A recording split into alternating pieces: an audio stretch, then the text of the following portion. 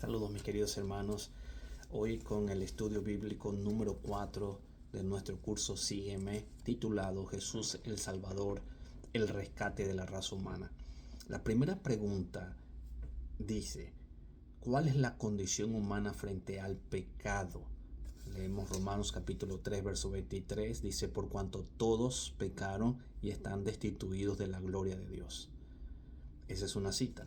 La otra cita que vamos a usar está en Isaías 64:6. Isaías capítulo 64 y el versículo número 6 dice así la palabra de Dios.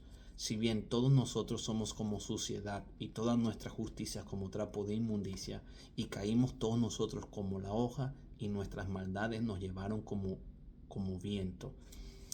Ok. La pregunta es, ¿cuál es la condición humana frente al pecado?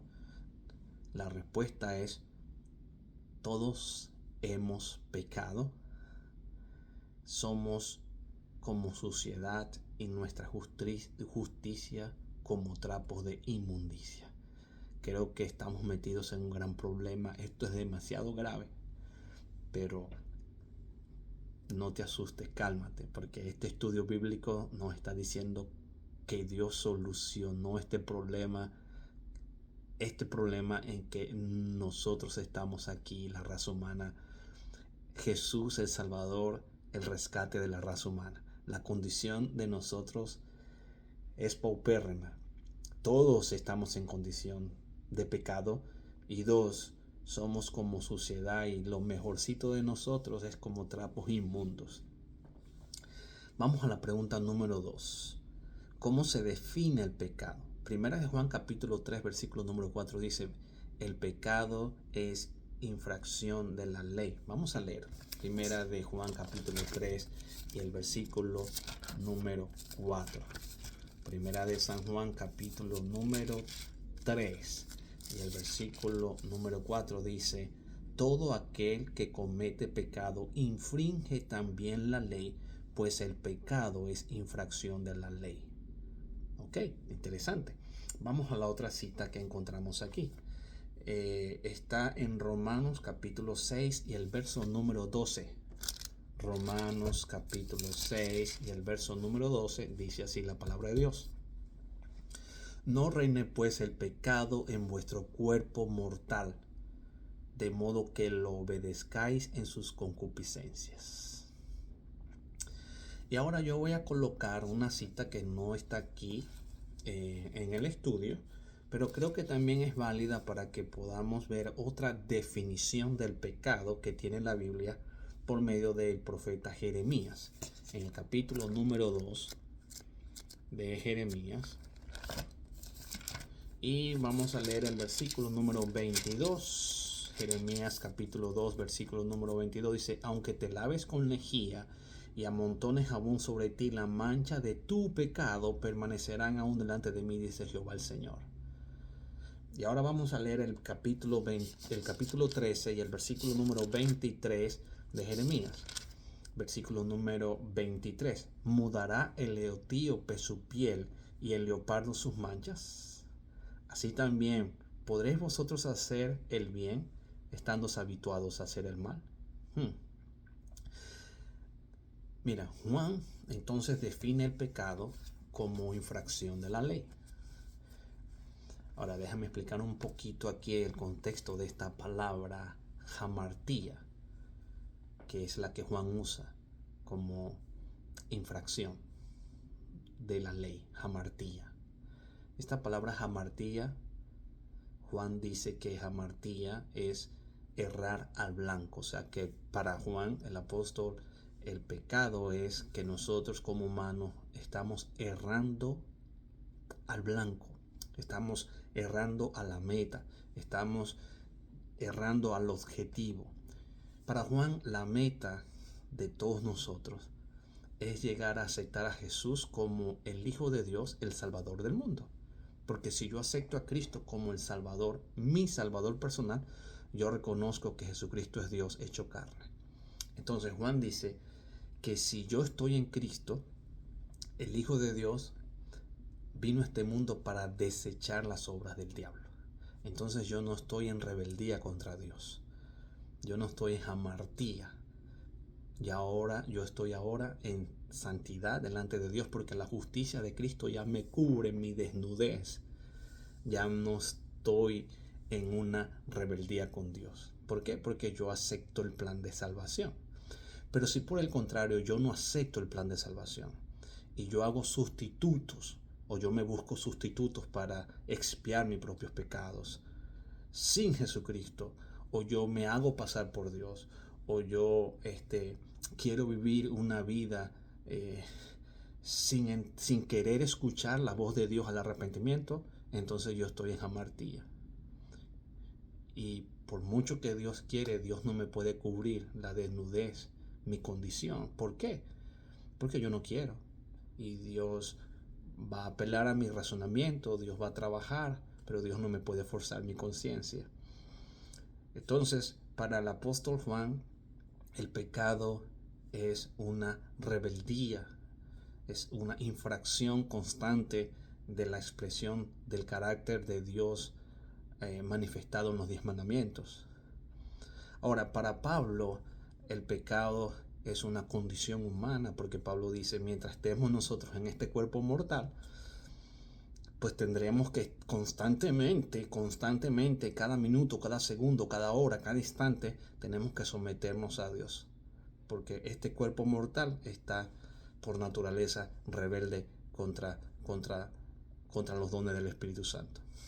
Y para el profeta Jeremías, el pecado es una herencia, es una condición, a tal punto que él dice que no podemos nosotros hacer nada.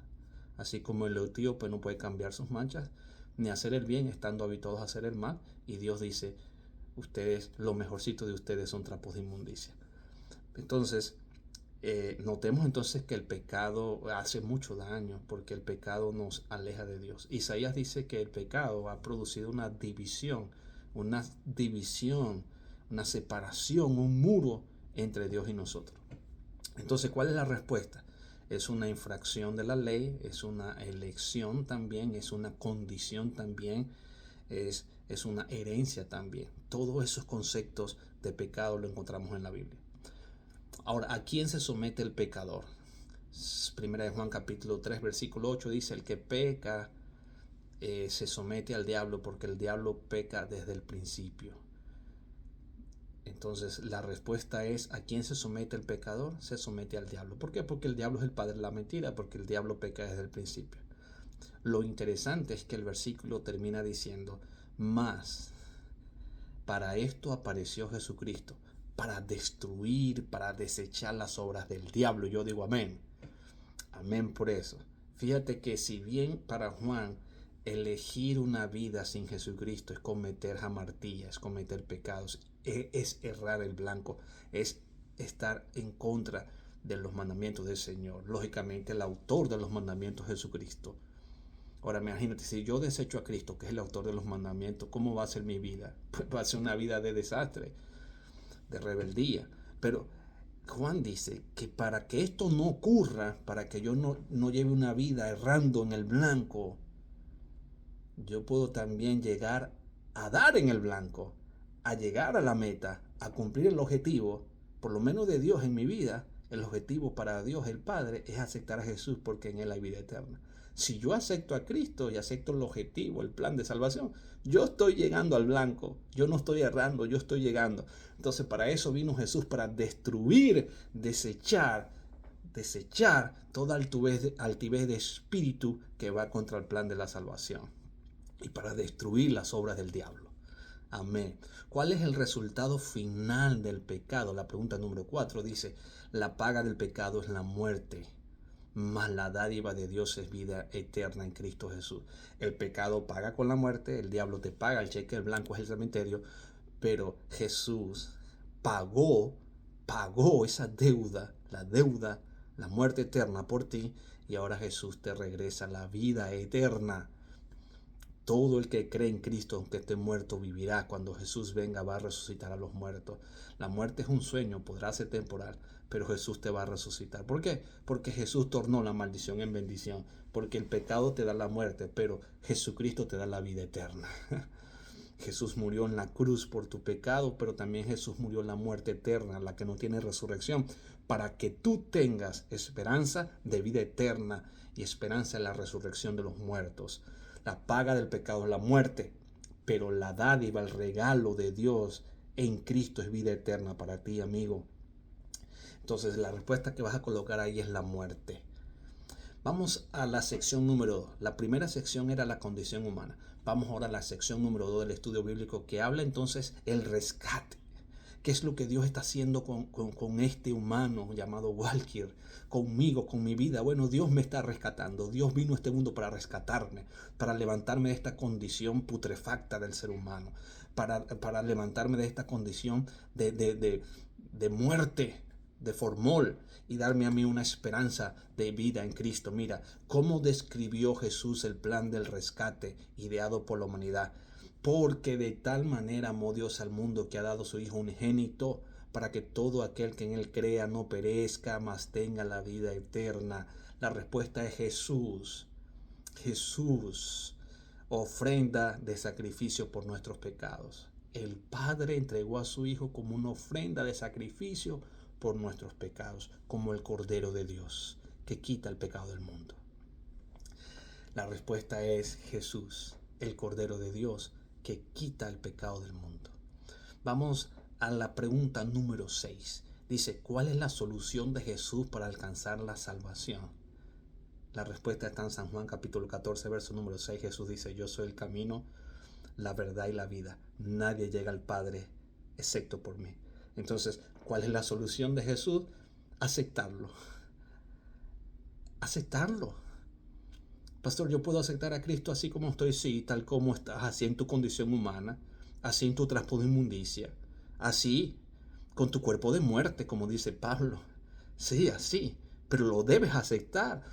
No hay término medio. No es que si quieres, no es que si es posible, no es que tú vas a decir, no, yo me voy a salvar por otra manera, yo primero me voy a portar bien, y después que yo me porte bien, entonces yo me voy a bautizar, a aceptar a Cristo, después que yo vea que todo mi checklist, que todas las cosas que yo tenía que mejorar, cuando yo me mejore por mí, entonces yo busco a Cristo. Falso. La única manera de que tenga solución es ir a Jesús así como estás, porque el único camino, la única verdad, el único que te puede llevar al Padre, el camino, la verdad y la vida es Jesús, Jesucristo el Hijo de Dios. Tienes que ir a Él así, hoy, por favor, hoy. Mira, tenemos esta campaña linda en abril. Mira, hoy por favor, hoy acepta a Jesús, ve a donde está Él, lávate, hoy sírvele, toma la decisión, cree en Él, ve a donde está Jesús. Es la única solución, hermano, no hay otra solución, no hay otro camino, no hay otra escapatoria, no tenemos otra esperanza excepto Jesús. Pregunta número 7, dice, ¿qué debemos hacer con nuestros pecados? Vamos a leer Romanos 10, Romanos capítulo número 10, dice así la palabra de Dios. Romanos capítulo número 10 y el versículo número 9 dice así, que si confesares con tu boca que Jesús es el Señor y creyeres de todo tu corazón que Dios lo levantó de los muertos, serás salvo. Porque con el corazón se cree para justicia, pero con la boca se confiesa para salvación. Pues la Escritura dice, todo aquel que en Él creyere no será avergonzado. Y vamos ahora al libro de Salmos, capítulo 32, versículo 3, 4 y 5. Dice así la palabra del Señor. Mientras callé se envejecieron mis huesos en mi gemir todo el día, porque de día y de noche se agravó sobre mí tu mano, y se volvió mi verdor en sequedades de verano. Mi pecado te declaré y no encubrí mi iniquidad. Dije, confesaré mis transgresiones a Jehová, y tú perdonaste la maldad de mi pecado. La respuesta es confesarlos a Dios y creer en Jesucristo. Eso es lo que debemos hacer con nuestros pecados, confesarlos a Dios y creer en Jesucristo. Vamos a la sección de los resultados. Los resultados de aceptar a Jesús en nuestra vida hay 5, nos dice la página número 13 de el estudio bíblico. Primero, somos salvos por la gracia de Dios. Amén por eso. Eso lo dice Efesios 2, 8 y 9. Hechos 16, 31 y 32 dice que somos completamente salvos. No es que soy 30% salvo, 15% salvo, casi salvo. No, dice completamente salvo en Jesucristo. Eso debemos de creerlo. Esos son los resultados de aceptar a Jesús, amigo. Cuando el diablo venga a ti y decirte que tú no puedes salvarte, que tú eres un miserable, que tú eres un pecador, que tú todavía no te portas bien, que tú todavía no has hecho todo y que no te puedes bautizar. No, no, no. Acepta a Jesús. Y cuando el diablo venga a ti, corre a donde está Cristo y dile al diablo: yo soy completamente salvo a los pies de Jesús. Porque la Biblia lo dice. La palabra de Dios dice en Hechos 16, 31 y 32 que somos completamente salvos cuando nos bautizamos. Cree en el Señor Jesucristo y serás salvo tú y toda tu casa. Número 3 dice: somos purificados por Dios. Isaías 1:18 dice que aunque esté rojo como el carmesí, aunque estés podrido, vendrás a ser como blanca lana. Cuando Dios te perdona, Dios te limpia. Número 4, los pecados perdonados no son recordados jamás por Dios. Isaías 43:25 dice que Dios jamás se acuerda de tus pecados, más nunca, como que si tú nunca has pecado. Vivimos en Cristo, son los resultados. 2 Corintios 5:15 dice que una vez que tú eres salvo por la gracia de Jesús, ahora tú vives en Jesús. Qué lindos resultados. Pregunta número 8 dice: ¿cómo cambia nuestra vida cuando aceptamos a Jesús como nuestro Salvador personal? De acuerdo con lo que hemos leído en Corintios, en Efesios, en Hechos, los Apóstoles, en estos resultados, mira, yo coloqué: soy perdonado y soy transformado por la gracia de Jesucristo. No solamente Dios te perdona, sino que también Dios te cambia, Dios te transforma, Dios te justificó en el bautismo y Dios te santifica de ahora en adelante después del bautismo. El que te llamó hará la buena obra en ti. Pregunta número 9. En base a Isaías 43:25, ¿qué significa para ti los pecados perdonados no son jamás recordados? Bueno, mira, para mí eso significa que el perdón de Dios es absoluto, completo, 100% real. El perdón de Dios es perfecto. El perdón de Dios es completo. El perdón de Dios es absoluto. El perdón de Dios es redentivo. Amén. Veamos ahora el ejemplo de Jesús, página número 13. Dice: Jesús conoce nuestras debilidades y nuestra necesidad de Él, por eso vino para sanar a todos los pecadores. Eso está en Marcos 2:17. ¿Cómo influye en tu percepción de Jesús el hecho de que Él reconozca tus debilidades y necesidades y su misión de sanar a los pecadores, según Marcos capítulo número 2 y el versículo número 17? Vamos a leer Marcos capítulo número 2 y el versículo número 17 de Marcos capítulo número 2 y el versículo número 17 dice: al oír esto, Jesús le dijo: los sanos no tienen necesidad de médico, sino los enfermos. No he venido a llamar a los justos, sino a pecadores. ¿Cómo influye este concepto de Jesús para ti, amigo que me estás escuchando? ¿Cómo eso te ayuda a ti? Si Jesús está diciendo que vino a este mundo fue a buscar a los pecadores, que no vino a buscar a los sanos que no tienen necesidad de arrepentimiento, sino que vino a buscar a los pecadores, ¿qué importancia tiene eso para ti? Para mí tiene mucha importancia. La respuesta que yo coloco aquí es que eso me ayuda a entender que Jesús es mi Salvador y que el Evangelio es para mí. Mira, hoy yo, Walker Montilla, te puedo decir con completa seguridad que el Evangelio es para mí, porque Jesús vino a buscar a los pecadores y yo soy un pecador. Vamos a la pregunta número 11. La pregunta número 11 dice: ¿cómo puedes aplicar en tu vida diaria la enseñanza de que Jesús vino a sanar a los pecadores? Bueno, la respuesta que yo coloqué es creyendo en Jesús como mi Salvador personal, porque no hay otra solución. Yo no puedo resolver el pecado, el problema del pecado que mora en mí, como dijo Pablo, que está en mi miembro, que está en mi cuerpo, o como dijo Jeremías, que no me puedo quitar una mancha de pecado, así como el etíope no puede mudar su piel. O como dijo el apóstol Juan, que yo voy a errar en el blanco, y para que yo no pueda errar en el blanco, la única solución es que yo acepte que Cristo es el Hijo de Dios, que quita el pecado del mundo, que Dios hizo carne en la persona de Jesús para salvarme. Entonces yo no tengo otra solución. La única solución para mi vida es Jesucristo. Sección Nuevo Estilo de Vida. Daniel 9:9 y Éxodo 34:6 nos dice que Dios es misericordioso porque esa es su naturaleza. Primera de Juan 4:8 al 16 dice que Dios nos ama a pesar de lo que somos. No porque tú te portas bien o porque tú te portes mal, sino que Dios te ama porque Dios es amor. Y Dios te ama porque Jesús entregó su vida por ti. Mediante el estudio de la Biblia comprendemos que todos somos pecadores, pero que también vino Jesús a salvar a los pecadores. Cuando lo aceptamos como nuestro Salvador personal, somos limpiados, perdonados y salvos por la gracia de Dios.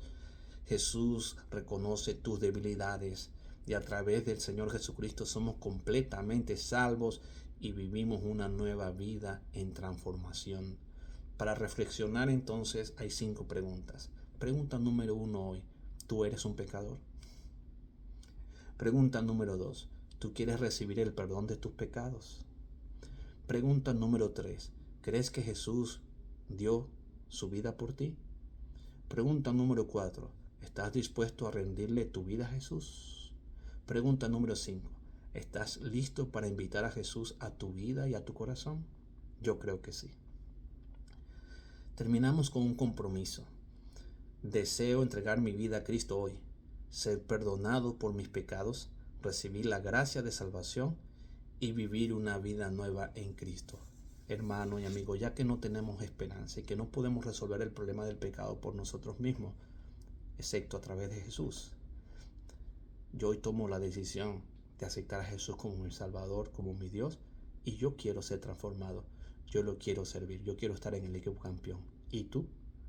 Estoy seguro que sí. Entonces, juntos, metámonos en la barca de Jesús, en el Evangelio, y testifiquemos para que cuando Jesús venga podamos estar con Él. Te felicito por la decisión que tú has hecho hoy de aceptar a Jesús como tu Salvador personal, de bautizarte, de servirle. Y si ya te bautizaste, entonces cada día repítete a ti mismo: Jesús vino a buscar a los pecadores, de los cuales yo soy el primero. Vete de mí, Satanás, porque Jesucristo es mi Dios y mi Salvador personal. Que el Señor te bendiga.